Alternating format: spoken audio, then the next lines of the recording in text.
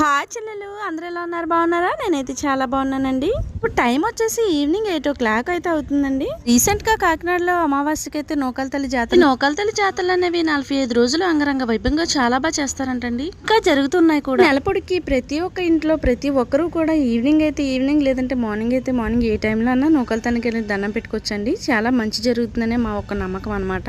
అమ్మవారికి నైవేద్యం కింద పప్పు, అన్నం, గారెలు, బూరెలు, చీర, జాకెట్, గాజు పూసలు లాంటివన్నీ కూడా ప్రసాదం కింద సమర్పిస్తారండి. ఈ నూకల తల్లికి దండం పెట్టుకుని పైడితల్లమ్మ తల్లికి నూకల తల్లికి ఇద్దరికి కూడా 2 కోళ్ళను అయితే వేట కింద వేసి దండం పెట్టుకుంటారండి.